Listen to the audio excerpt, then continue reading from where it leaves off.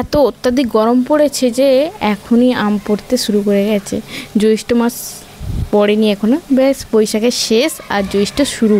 জ্যৈষ্ঠ মাঝে মাঝে হলেই আমটা পড়ে, কিন্তু এখনই সব গাছ থেকে আম পড়া আরম্ভ হয়ে গেছে। আর কত আম কুড়িয়ে নিয়ে এসছে দেখো আমার ছেলে, অনেক আম কুড়িয়ে নিয়ে এসছে। গরমের সময় সবাই প্রিয় খাবার কি? আম। কে খাবে আম? আমি। এত আম সব তো একদিনে খেতে পারবো না, সব তো পচে যাবে, কি করব? আম শক্ত বানাবো। আম সত্য বানাবো, কে খাবে? আমি। চলো তাহলে আমগুলোকে আগে ধুয়ে কি করব? সিদ্ধ করে নিয়ে ছেঁকে নেব। হ্যাঁ, এবার আমের ভেতরে আমের নোদগুলোকে নিয়ে নেব আর আমের খোসাগুলোকে ছাড়িয়ে ফেলে দিলাম। এবার নোদ বার করার পর উনানে একটু গরম করে নেব, যাতে আমের একটু রসালো ভাবটা কমে যায় আর একটু আমটা গাঢ় গাঢ় হয়ে যায়। এর সাথে কী দেব? চিনি আর নুন দিয়ে ভালো করে একটু ফুটিয়ে নেব। এমন ফোটাবো না যে প্রচুর মানে একদম গাঢ় হয়ে যায়। দেখতে পাচ্ছ চিনি দেওয়ার জন্য একটু পাতলাই আছে। তারপর থালায় তেল মেখে নেব।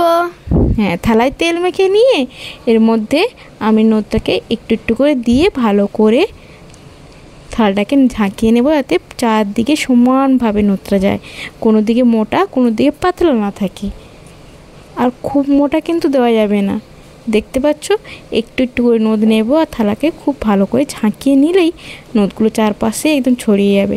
একটা না অনেক থালায় বানিয়েছি। এবার গরমের সময় ফ্রিজে তো বেশি আম রাখাও যাবে না, অনেক আম, তাই কী করব, গাছ থেকে যেহেতু এত আম পেয়েছি, আর গাছ পাকা আম মানে খুব মিষ্টি, আর বাড়িতে এরকম আম সত্য বানিয়ে রাখলে বছরের পর বছর খাওয়া যাবে, আমের সিজন থাকুক আর না থাকুক। দেখো কতগুলো থালায় আমি বানিয়েছি, দেখতে পাচ্ছ। এবার ঘরের বাইরে উঠোনে সব থালাগুলোকে রোদে দিয়ে দিয়েছিলাম। 2 দিন রোদে দিলাম, মানে 1 দিন রোদে দিলাম, তার পরের দিনই আর একটু রোদে দিয়ে দুপুরবেলা দেখো আমসত্ত্বটাকে তুলছি।